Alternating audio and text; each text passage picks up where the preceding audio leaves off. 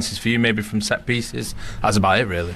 Yeah, one chance for me personally, but yeah, it's very tight. Midfield is close to the defenders. Obviously, back five, and obviously a lot of intensity that they put in the way of defending, and you have to then try and sort of be patient, but still play at the right pace, intention, switch the side. And obviously, it's all easy to say these things, but when you're on the pitch, it's never that easy. But it's clear that we should have done better in that sense, and we take the point, start of the year, and there's no time to dwell on any of that. We have to recover now and travel to London on the day after tomorrow. If not the biggest, and you have a challenge each and every 3-4 days, different competitions, so you have to enjoy it. Enjoy the hard work. And obviously, emotions come with winning, losing, unfortunately, as well. But that's all part of the game. But you have to enjoy it. We have a very privileged position, so we have to go out there, enjoy it, and try and win each every game. It was difficult. I don't think we were able to play many times through their low block. But the few times we did, sometimes we didn't have enough bodies in front of the goal. And in other moments when we did create or we were close to a goal, we were a bit unfortunate. And then in the end, I thought it would have been the same as so many times this season, that we then concede a goal and we lose it with 1-0. But that was offside, and so that's why it ended up in a 0-0. What needs to happen to break through a low block that was so well regimented tonight by Leeds? I think everyone knows. It's if you look at football, and especially in the Premier League, you see two ways of unlocking it. It's hardly ever an attack over 15 to 20 passes. It's 99. It's a lot of times an individual action, which we saw today a few times Jeremy Frimpong doing. You need pace, you need to be quick, you need to dominate your 1v1 on the sides. Or, as we see a lot in the Premier League, a set piece can unlock a low block. And I don't think we were close with one set piece with Virgil, and we were a few times close with mainly Jeremy with a 1v1 pace, 1v1 action, but not enough to hurt them enough and to score a goal. There was an incident in the first half when Ugo Ekitike was through and on goal. He stayed on his feet and had his shot, and eventually it was all blocked and cleared by Leeds. But there was a big shout there for a possible penalty, and there is a thought process that goes along the lines of that had he gone down, he might have got the decision, but he tries to be honest, stay on his feet, and the decision doesn't come his way. What are your thoughts on that? I don't think it's a surprise to anyone that one of my players stays on his feet in a situation like this. I think it was West Ham away when Paqueta tried to get his second yellow card, where one of my players tried to get him out of that situation, because that is mainly who we've been this season. Of course, one or two times you can find a moment where you say, there they went to the floor when it wasn't a foul, but it's just a team who we are, and unfortunately this is not recognized a lot, because in the second half I saw players of them going down in their own box so many times, and every time the referee rewarded that with a free kick. So yeah, the big question is, should we change, yes or no? So should you? I don't think we should, because this is who we are, but I'm hoping other people change and see what we do and what other teams do as well. But okay, it has nothing to do with the end result of today. Let's be completely clear. Although, if he goes down, it's probably a red card and a penalty. I'm not sure if that's true, but it would definitely be a penalty, and that would have increased our chances of winning a game against a team that came here to defend a lot. But we stayed on our feet, as we've done many times. OK, so Arne Slot disappointed with just the point, but they are 8 unbeaten and they are in 4th. A few weeks ago, the two teams met. It was a 3-3 draw, a bit of a goal fest. This was, complete opposite. But in many ways, Daniel Farke will be as pleased with that 0-0 going away to Liverpool with a system, with a way of playing, with a setup that was going to try and stop Liverpool's attacking threat and maybe go for it in the end. And what Calvert-Lewin was inches away from maybe getting that goal that would have got them all 3 points. But something has changed at this football club in about the last 6 weeks. There's been a buy-in from the players, from the fans. There just seems more unity in what they're doing, and they're giving themselves a really good chance of staying in the league. Robbie, how can we talk about this Liverpool team being predictable? I think was one of the words that Stephen Warnock said. Not wanting to lose the ball, not wanting to go for it, when they've spent all this money and yet it looks like they need to spend more.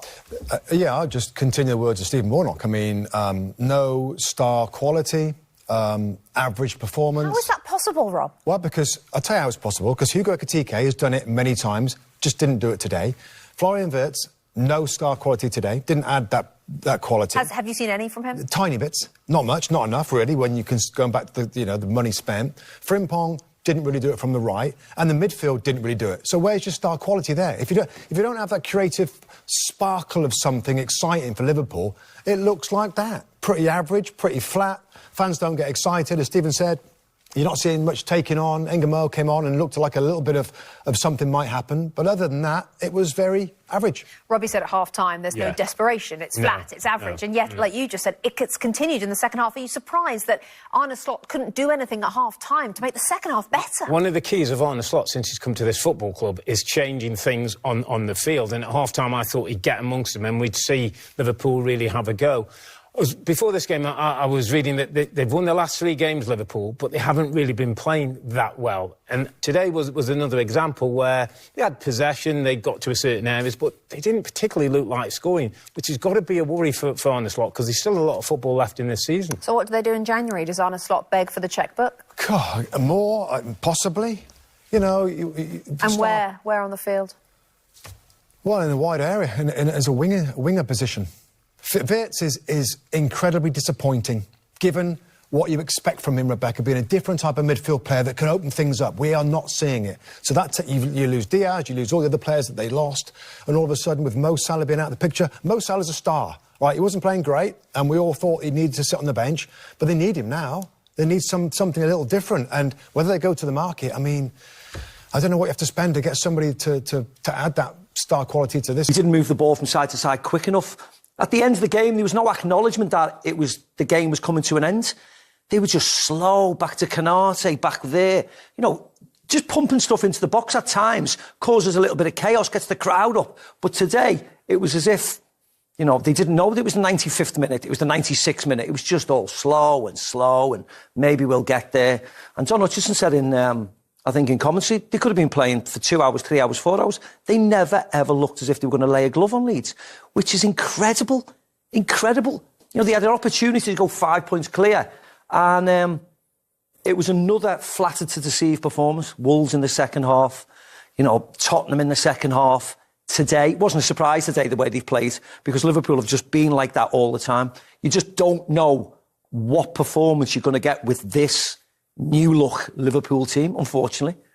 And they could easily throw a performance like that in against Fulham. And then, as he said, then they'll go to the Emirates and they'll get beaten heavily if they play like that, with that type of, you know, laissez-faire attitude. I thought it was really disappointing tonight, I did. Is that the big thing for you? You mentioned at the start their attitude, and it wasn't spot on today, and that didn't set the tone. They want to win. For Liverpool. Of course they want to win, but it was just no urgency, was it? It was just slow from the very start. Going backwards all the time and just side to side to side. Sometimes you need a little bit more, you know, get up and go and, you know, go and tackle somebody, get the crowd behind you. The crowd were flat today. Do you know why? Because what they were watching, they might as well have been in the house. They paid good money and they received zilch today, unfortunately. Yeah, I think attitude has never been in question with Liverpool over the last sort of dozen years or so. I mean, it's always been a great place to watch your football at Anfield. But I think it was more, you know, a lack of ideas tonight, a lack of urgency. You know, it's easy to single out people as well. You know, as I say, Conor Bradley had a quiet game for him today. You know, Ekitike started the game well, but fizzled out in the second half. Wirtz, people keep telling me, he's not a left-sider for starters. That's what I'm saying. So an ongoing problem is where to fit him in, how to get the best out of him. He's not a wide player. And for those people that come back and say, he played on the left in Germany before, he didn't. He played as a sort of an inside, he's played as a number 10, 2 number 10s, a little bit like Manchester United play with Cunha and Mbeumo. He played as that the Cunha position, let's say. He played inside the pitch as a number 10. He didn't get chalk on his boots. He's not strong enough and not quick enough to be a wide player. He needs to play inside. Gakpo needs to play on the left, and they need to find. If they're going to play Wirtz, he needs to play inside as a sort of a knitting number 10 type of player.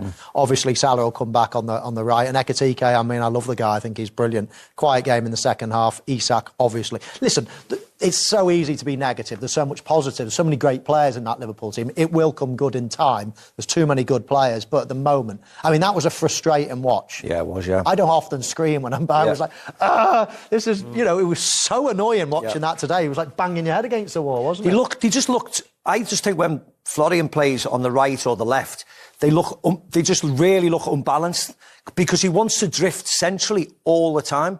So you have to find a way of getting him in the team in that 10 position and still having the width. But everybody wanted to play inside the pitch today. The fullbacks were passing the ball and running into the areas where the right winger or the left winger was going to be. So it was so congested in there that nothing was working. OK, frustration for Liverpool, but delight for Leeds. 6 unbeaten now in the Premier League. Anton Stack is waiting to talk to us live at Anfield. Anton, well done. How good does that feel? Another positive result on the road. Yeah, I think it's a really good start to the new year. So we take the point, of course. Really nice. Yeah, and as I say, 6 unbeaten now. I mean, you can see the confidence and belief within the group. Yeah, of course. I think you can see it. I told it last week. I think in the beginning we were a bit unlucky in the season and we dropped some points. But now we play with confidence and to keep the point today, I think it was tough. We had to suffer a lot against a really good Liverpool side.